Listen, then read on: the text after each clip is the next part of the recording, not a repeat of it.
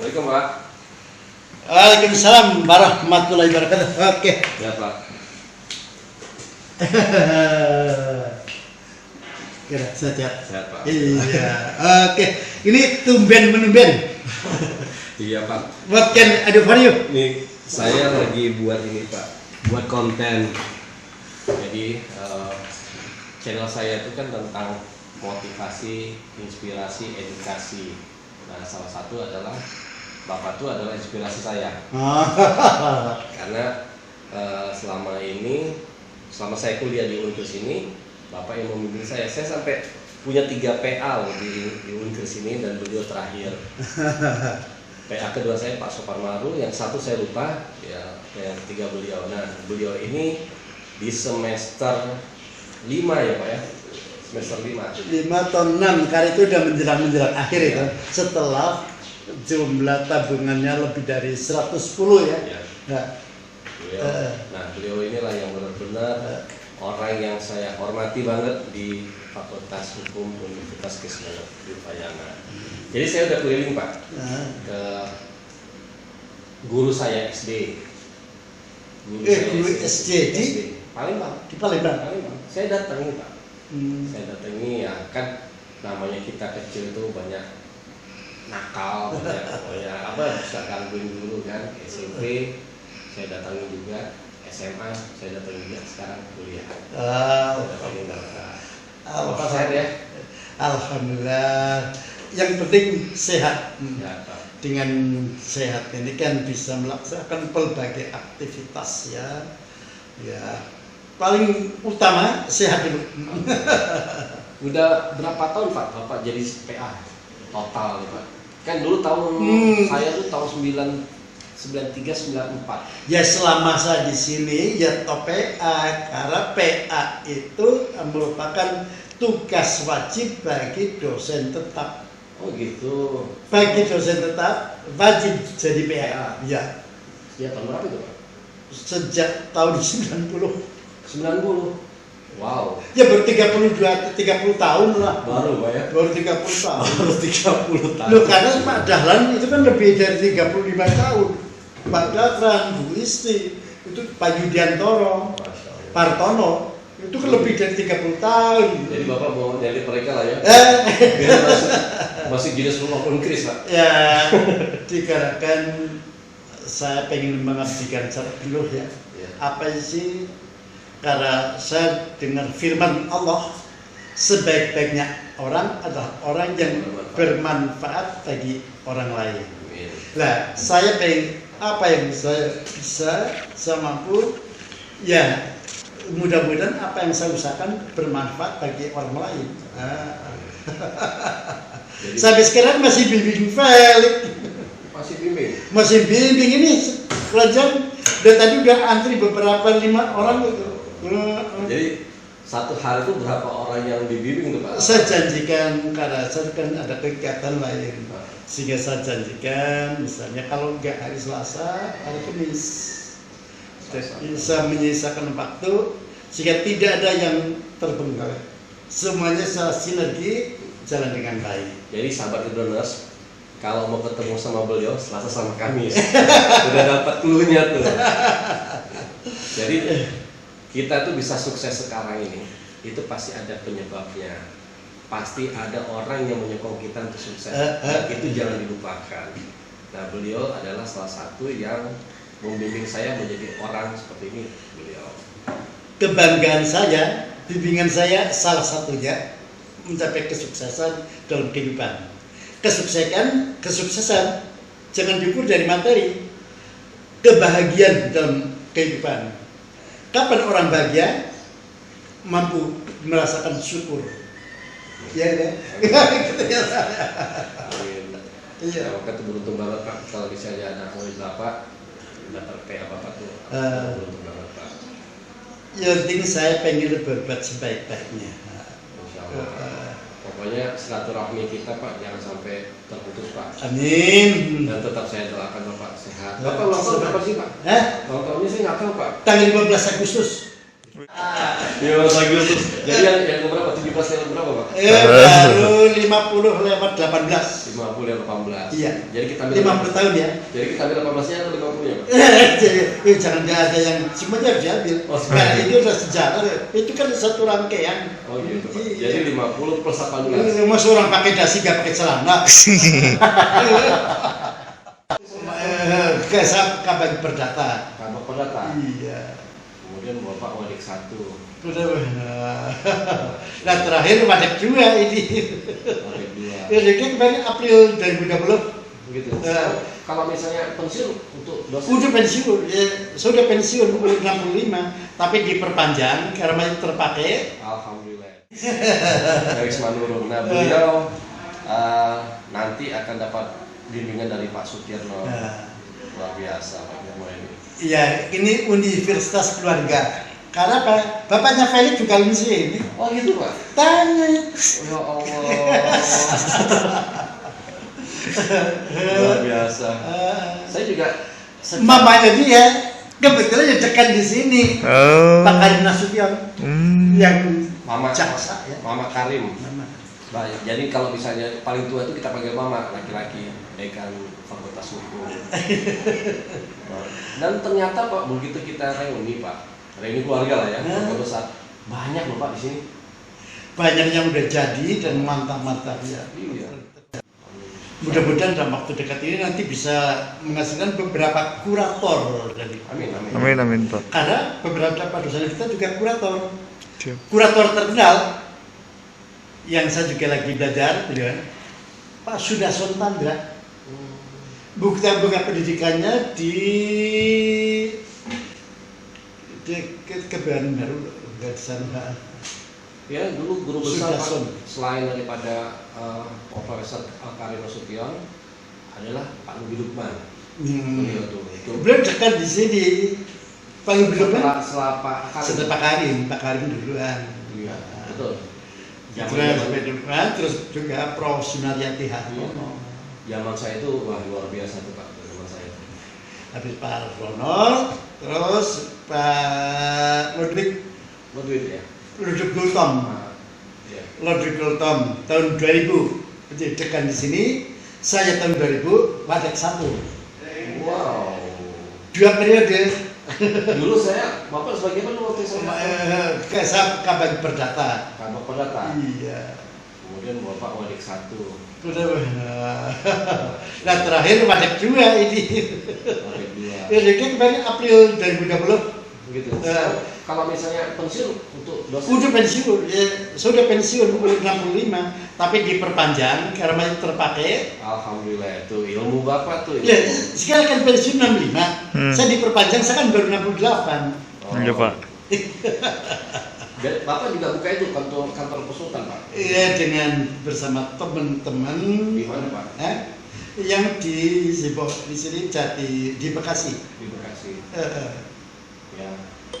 Bagi sahabat Heroes, kalau mau konsultasi hukum sama beliau, kalau ingin secara pribadi datang ke Rupis hari Selasa sama Kamis. Beliau orang yang humble, enak banget. Ini keluarga semuanya kan? Semuanya keluarga. Ada yang mau disampaikan Pak untuk terakhir untuk teman-teman sahabat Heroes Pak?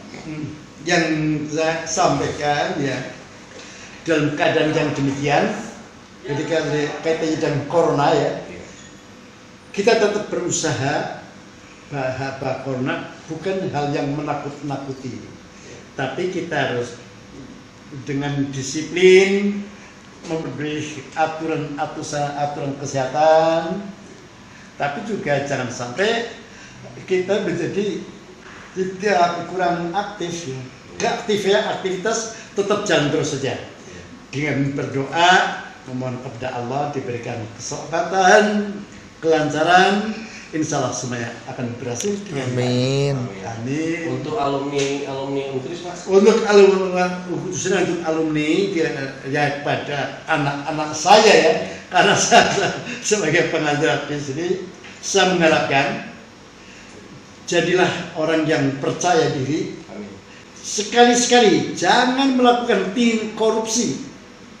itu sangat merugikan kepada lembaga ini. Ntar kalau sampai jadi pejabat melakukan korupsi dalam arti luas ya, alumni mana sih itu? Dosennya malu.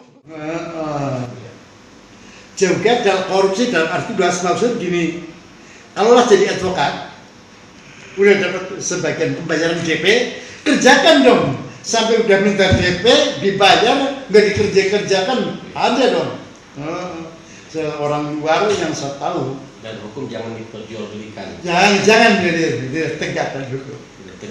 Hukum ditegakkan. Harus tegakkan. Jangan dan dalam penegakan hukum 3 hal harus kita pegang prinsip. Filosofis kepastian hukum. Yang kedua keadilan hukum. Dan yang ketiga kemanfaatan. Mudah-mudahan tetap berpegang asas ini, hukum tetap kita tegakkan. Amin. Apa artinya menghukum nenek-nenek umur 70 tahun mencuri 3 buah kakao? Nenek Aminah itu. Nah, itu kan kalau sampai dihukum itu kan, nah ini dari hakimnya hakim apa? Hakim nggak punya nurani. Dinyatakan bersalah, tetap misalnya dihukumnya itu ada kurangnya 1 hari, itulah udah bagus lah demi kepastian hukum. Jangan masuk penjara. Ya, kalau misalnya hukum tidak berdasarkan hati nurani juga repot ya. Ya, bagaimana juga ketertiban itu akan terjadi kalau ada kepastian hukum kan. Jadi mulai lagi. Makasih banyak Pak ilmunya Pak. Tetap sehat Pak, tetap sehat. Insya Allah adilan waktu kita ketemu lagi Pak ya. Insya Allah. Minta wejangan Bapak terus nih saya. Ya, Kalau bisa dengan teman-teman ini kita bisa ngobrol lah ya. di ruangan ini ya. Jadi kita bisa ada sharing. Ya. Lebih-lebih kaitannya Diskusi hukum Pak. ya menyangkut hukum apa saja lah. Karena kita kan beranjak dari hukum ya. Itu kan berbicara hukum nggak ada batasannya. Sejak orang itu belum lahir sampai orang itu meninggal tidak akan lepas dari jangkauan hukum. Ya, tergantung mentornya Pak. Kalau mentornya yang ngundang insya Allah datang. Gitu.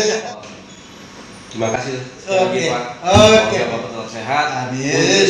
Tetap jaya lagi Pak dan semakin jaya. Dikenal. Amin. Amin. Wabillahi taufiq wal hidayah. Assalamualaikum warahmatullahi wabarakatuh. Waalaikumsalam warahmatullahi wabarakatuh. Terima kasih Pak. Ya, sama-sama.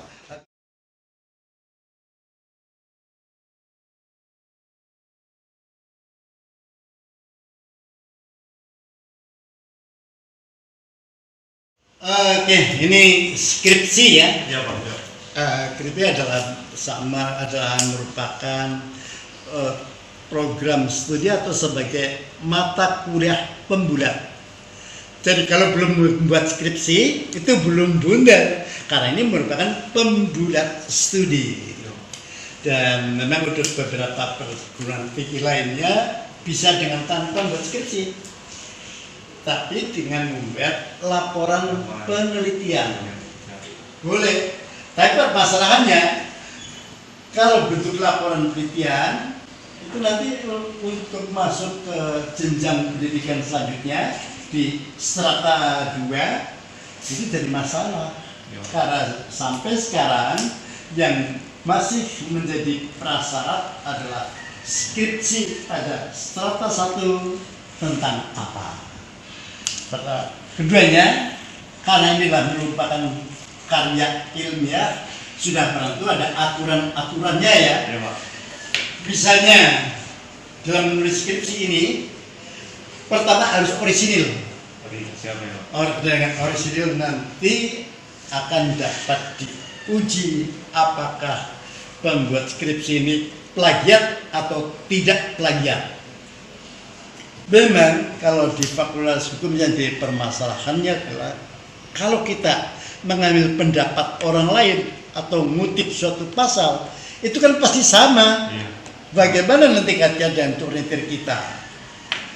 Karena dibatasi kita untuk tidak dikatakan sebagai plagiat, boleh ngambil pendapat orang lain itu dan turnitir ini paling tinggi 30%. Minimal 30%. 30%. Bila untuk menunjang sistem pendidikan lebih maju lagi, sehingga harus banyak inovasi bagaimana di dalam membuat suatu karya ilmiah yang bagus. Orisinil di sini telah diuji kebenarannya dan nanti diharapkan bukan bermanfaat bagi Anda, tapi juga bermanfaat bagi adik-adik kelas Anda yang akan bersedia, maupun juga bagi masyarakat yang membutuhkan. Misalnya ini kiri Anda kan tentang mengenai perbuatan melanggar hukum. Iya, Pak. Berbicara perbuatan melanggar hukum, seperti kita berarti dalam pasal 1365 ya. Iya, Pak. Kita harus tahu dulu apa sih yang dimaksud perbuatan. Oh, nukul. Perbuatan bisa dalam keadaan orang dalam keadaan berdiam diri, itu bisa dikatakan melakukan perbuatan melanggar hukum apabila menurut hukum mestinya harus melakukan perbuatan itu. Perbuatan bisa bersifatnya negatif, bisa positif.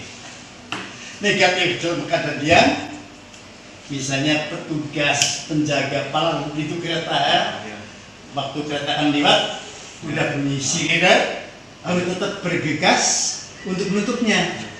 Tapi kalau diam saja sehingga terjadi kecelakaan, itulah berarti bahwa petugas palang pintu kereta api ini melakukan perbuatan melanggar hukum. Perbuatan melanggar hukum. Nah, kalau lihat dari sejarahnya di Belanda, sebagai onrecht matigheid, itu sebenarnya perkembangannya dari onwet matigheid. Karena apa? Yang diikuti di Prancis ini yaitu aliran legisme. Tidak ada hukum kecuali yang bentuknya tertulis. Padahal perkembangan masyarakat ini jauh lebih cepat daripada perkembangan hukum. Jauh lebih cepat dari perkembangan hukum. Karenanya hukum sering dikatakan selalu ketinggalan. Selalu ketinggalan. Itu sehingga apa? Terjadi banyak perilaku yang dilakukan oleh anggota masyarakat. Perilaku itu tercela, tapi kalau perbuatan itu belum dituangkan dalam perundang-undangan, nggak bisa dituntut. Akibatnya apa? Dengan adanya perbuatan melanggar hukum, justru menimbulkan ketidaktertiban dalam masyarakat. Sehingga dengan adanya kasus water leiden arrest, peraturan Hograk Belanda, yang ternyata di sini ya, setiap perbuatan tidak saja bertentangan dengan kewajiban sendiri, melanggar hak orang lain, tetapi juga bertentangan dengan perundang-undangan maupun juga norma kesusilaan. Sehingga dengan ada mulai 1929 perbuatan melanggar hukum diperluas, sehingga setiap perbuatan yang menimbulkan kerugian bagi orang lain, maka si pelaku ini wajib membayar ganti kerugian kepadanya. Iya, ini kalau dilakukan oleh yang bersangkutan. Tapi kalau Felix misalnya punya kera, gimana? Gimana, Pak? Kalau Anda punya kera, keranya gigit orang, itu. Jadi di sini juga diatur. Iya. Seperti pada 1367, juga 1368. Jadi pada dasarnya si pelaku ini 13 harus bayar ganti kerugian. Tapi adanya pertanggungjawaban yang langsung dan tidak langsung. Kalau ternyata anaknya Felix baru kelas 4 atau kelas 5 belajar sepeda, nabrak orang, kan dia nggak bisa Nggak bisa. di maintain pertanggungjawaban, maka orang tuanya lah yang harus mengganti ke tanggung jawab. Itu 1367 orang yang dibagi kuasanya. Diwakilkan ya. Iya, harus ganti. Tapi kalau piara anjing piaranya itu per 1368. Iya. Jadi di sini ada pertanggungjawaban langsung dan pertanggungjawab tidak langsung. Ini dengan skripsi Anda kaitannya perbuatan melanggar hukum, harus lihat dulu sejarahnya. Sejak adanya peristiwa water leading arrest, ada 2 rumah tangga, rumah itu bersusun, rumah tangga A di bawah, rumah tangga B di atas. Tiba-tiba yang air dari toren yang melalui rumah tangga atas itu bocor ke bawah. Rumah tangga A yang di bawah negurnya agar dibetulkan yang bocor ini karena banyak peralatan rumah tangga menjadi rusak. Lalu rumah tangga yang B di atas, loh ini yang rusak rumahku dewe, kok ada ikut campur tangan. Karena ruginya. Ya, gimana? Sehingga teguran sampai 3 kali diabaikan. Pada akhirnya rumah tangga A yang di bawah ini mengajukan permohonan kepada pengadilan, mengajukan tuntutan ganti kerugian atas dasar perbuatan melanggar hukum. Tapi oleh pengadilan negeri dan pengadilan tingkat pertama, gugatan itu ditolak dikarenakan perbuatan itu belum ada aturan undang-undangannya, belum ada aturan undang-undangnya, sehingga undang-undang belum mengaturnya, sehingga perbuatan tersebut tidak dapat diadili. Akibatnya rumah tangga yang adil banding kepada pengadilan tinggi. Demikian pula pada pengadilan tinggi juga mengukuhkan putusan pengadilan tingkat pertama. Jadi nggak bisa ganti rugi. Nggak bisa, karena belum diatur. Melanggar hukum ini diperluas sehingga dikabulkan tuntutan ganti kerugian, sehingga mengadili, membatalkan putusan pengadilan di bawahnya PT maupun juga pada PN, dan menghukum kepada rumah tangga yang di atas, yang B ini membayar ganti kerugian sesuai apa yang dialami oleh rumah tangga yang A. Tapi dengan adanya penafsiran perbuatan melanggar dalam arti luas, ini juga menimbulkan kekacauan dalam masyarakat. Setiap adanya orang yang menerima ganti kerugian, minta diganti kerugian, sehingga lahirlah konsep satnom teori. Satnom teori artinya di sini ya harus ada hubungan sebab akibat. Ya itu ya, dengan adanya suatu persebaban ini menimbulkan kerugian, itu harus ada hubungan sebab akibat. Iya harus ada. Tidak asal menderita kerugian kemudian menuntut ganti kerugian, Tapi nggak ada sebabnya. nggak bisa ini. Nah ini permasalahannya. Pernah juga 2 perusahaan batik, di batik A dan perusahaan batik B. Dalam persaingan ini perusahaan batik A dapat menjual produknya yang bagus dan harga murah. Bagi perusahaan batik B dalam persaingan kalah. Sehingga bagaimana untuk bisa bersaing? Mempekerjakan buruhnya bukan 8 jam satu hari, tapi 10 jam dengan bukan lembur. Sehingga unit cost-nya kan dapat ditekan.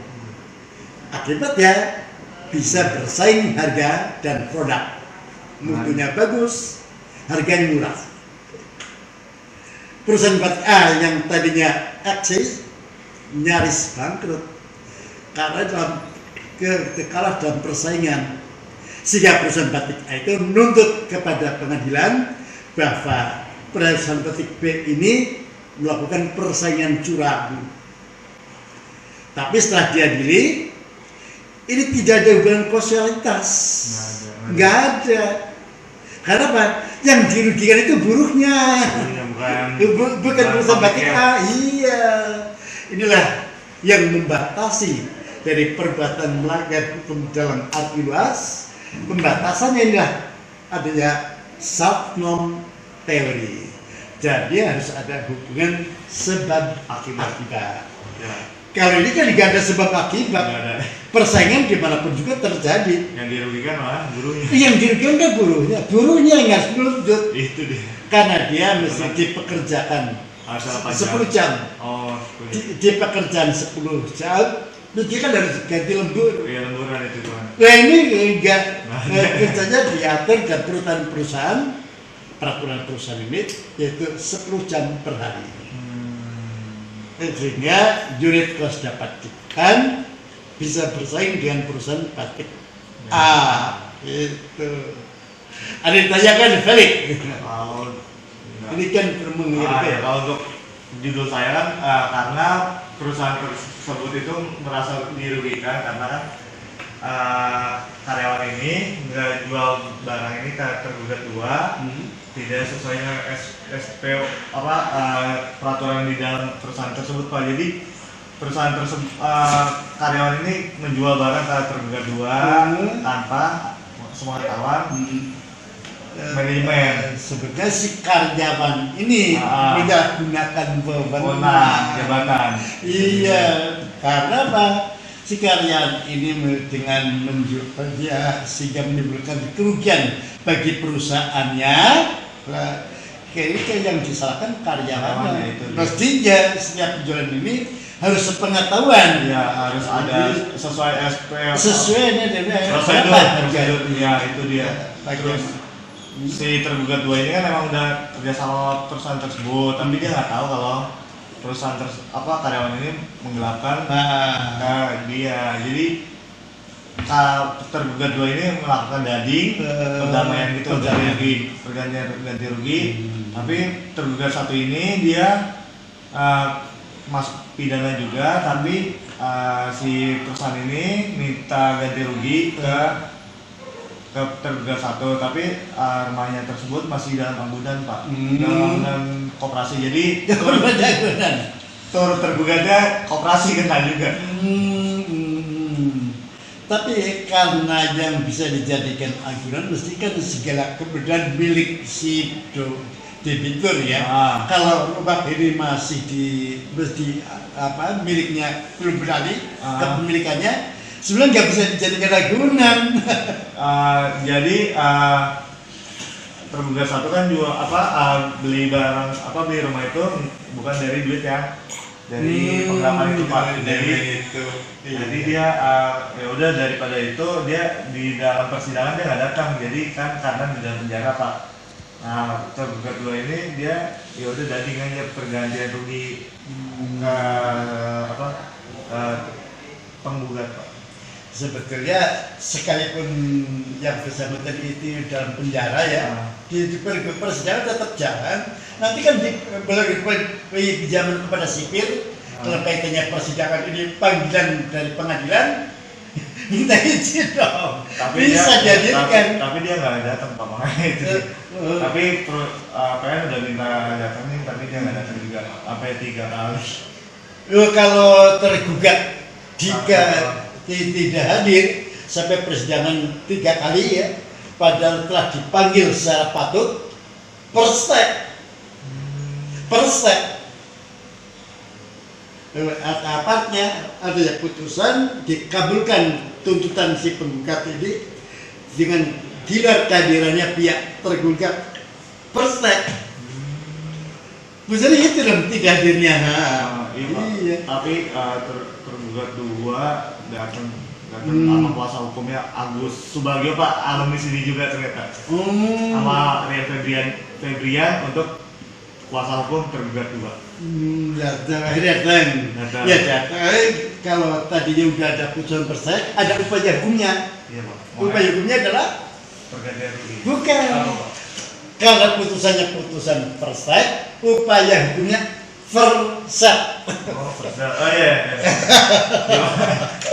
Verset. Jangan tambahkan ya. Jadi verset. Iya, makanya ini udah inkrah di Bekasi. Pengen Bekasi kota sih Pak, makanya. Kasih kode ya di sini. Iya. Dekat ini Polres. Polres ya, Polres, Kejaksaan. Iya, sederetan itu. Iya, makanya ini kuasa hukumnya tergugat 2, alumni sini juga Pak. Loh, udah sama-sama damai aja lah. Paling jago sih habis itu perdamaian. Iya, makanya tergugat 2 ini negosiasi buat dading. Oh iya, rugi. Iya. Itu makanya untuk tergugat 1 mau perusahaan tersebut mau minta ganti rugi, tapi rumahnya itu masih ada bangunan, jadi rada susah juga Pak. Sebenarnya kalau proses dalam privat ya, perkara dalam hukum perdata, langkah pertama yang harus diambil oleh pihak hakim di pengadilan, usahakan perdamaian. Iya, itulah bukan asas. Karena asas dengan harus dulu mengadakan perdamaian. Diberikan waktu yang patut 1 minggu atau 2 minggu. Kalau sudah diberikan waktu yang patut dalam 2 minggu, ternyata tidak juga tercapai perdamaian, baru pemeriksaan perkara.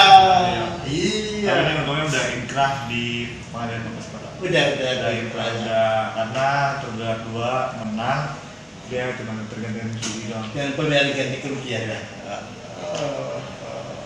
Menarik nih peristiwa ini. Apalagi ya antara pihak tergugat dan tergugat, mereka sebetulnya adalah satu alumni ya. Iya Pak, alumni. Ini akan lebih gampang lagi untuk penjelasan perdamaiannya. Yang ngalamin jadi alumni Unkris juga, angkatan 2009, angkatannya Bu Muti. Iya, yang Rian Febrian angkatan Bu Muti. Nah, terus kalau Agus Subagio kan di bawahnya Om Rian. Terus istrinya Om Rian juga si Fitri. Fitri, nah itu yang nanganin kasus ini. Jadi alumni paling nanganin. Jadi saya di putusan minta tolong putusannya ya dikasih sama beliau. Jadi makanya terus kata kan terbuka putusan di pengadilan itu. Saya menarik, jadi saya ambil. Iya bagus. Jalani lagi. Iya Pak, siap. Oke. Oke, itu gambaran umum dalam kaitannya perbuatan melanggar hukum ya. Jadi ya pahamilah nanti beberapa teori tentang perbuatan-perbuatan melanggar hukum sampai pertanggungjawabannya dan bagaimana mengenai cara pemeriksaan itu dalam kaitannya perbuatan melanggar hukum dikenal ada 2 teori. Pertama, conditio sine qua non. Ya, Conditio sine qua non. Kaitannya dengan pertanggungjawaban, semua pihak ikut harus bertanggung jawab adanya suatu kasus ini. Tapi apa? Dengan conditio sine qua non ini pada asasnya bahwa setiap pihak ini kedudukannya ekuivalen. Kerugiannya nanti akan memakan waktu yang lama, sehingga lahirlah teori yang kedua, yaitu teori adequat feror judging. Gitu kan ya? Pertama ada conditio sine qua non, yang kedua adequat feror judging. Pencetusnya ahlinya adalah Von Bury. Materi ini dan Indonesia menganut yang mana tergantung kasusnya. Apakah akan mengambil yang teori conditio sine qua non atau adequat, itu sangat tergantung pada hakimnya. Hakim kan dengan berbagai latar belakang serta pengalamannya, karena dalam penyelesaian sengketa ini asas yang kedua dalam beracara cepat, murah, dan biaya terjangkau. Itu. Jadi tadinya adalah dengan usahakan secara perdamaian, yang kedua adalah asal cepat, murah dan biaya terjangkau. Biaya memang terjangkau sih Pak. Terjangkau ya. Ya. Sudah ikhlas. Jangan mahal-mahal bagi mereka para pencari keadilan. Berikan kesempatan seluas-luasnya sehingga nanti di dalam masyarakat akan dapat menciptakan rasa hukum dan rasa keadilan. Ya Pak, siap. Untuk bab 2 bab 3 saya revisi nanti digabungin sama bab 4 bab 3. Boleh? Revisi ya, ajukan aja. Bisa Pak. Ya. Berarti ketemu lagi hari Senin ya Pak ya? Iya. Selasa.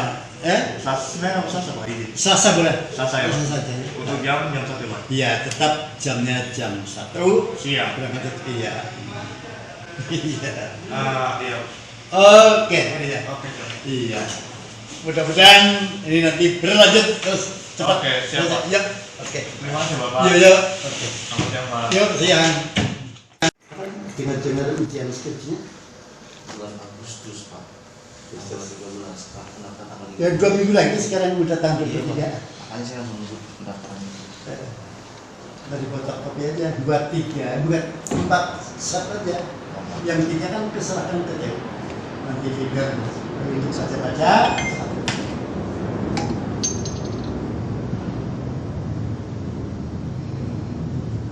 Pak, saya mengantuk. Hmm. Kebijakan baru itu kan yang Trinity itu kan, saya kan angkatan lama. Kan untuk Trinity angkatan baru kan. Iya. Nah, saya itu gimana? Dan nanti Karena saya kalau di kan baru, karena saya angkatan lama nggak ada itu Trinity. Makanya. TU lah yang udah ketentuan yang dulu itu diberlakukannya yang angkatan mana? Pak, ini kan angkatan 2014 ya? Iya, saya 2012. Malah. Kalau Trinity itu kan 2018. Setelah itu nanti kebijakan itu lah yang TU lah. Nah, yang mana? Ikuti aja ya. Ya. Ya. Ya. Yuk.